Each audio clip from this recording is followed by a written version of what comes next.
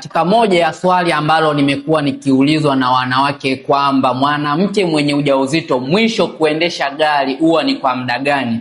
Sasa iko hivi, yawezekana mwanamke anatumia usafiri wake anapoenda kazini na huku akiwa mjamzito, labda akihofia kwamba labda kuna athari ama kuna limiti ya kuwa na ujauzito mwisho wa kuendesha gari yake. Kitaalamu iko hivi, hakuna limiti ambayo inamgadi mwanamke kwamba ukifikia miezi kadhaa ya ujauzito wako ni mwisho kuendesha gari. Labda pale unapoanza kupata dalili za kujifungua ndipo unaweza ukaamua ukastopisha kulingana na mwitikio wa mwili wako. Kuna baadhi ya wengine wanaendesha gari hadi kufika kujifungua, na kwani kuna baadhi ya wengine wanaendesha gari hadi kuja nayo hospitali wakati wa kujifungua, kwani hakuna madhara ambayo anayakuta, ila ni uamuzi tu wa mtu. Kwa ikiwa ni wewe labda unahofu kwamba nina ujauzito, wenda ujauzito wako una miezi 7-8, unakuwa na hofu, hakuna kinachoharibika. Kupitia video hii kama kuna kitu umejifunza, basi unaweza ukashare kwa wanawake walau 5,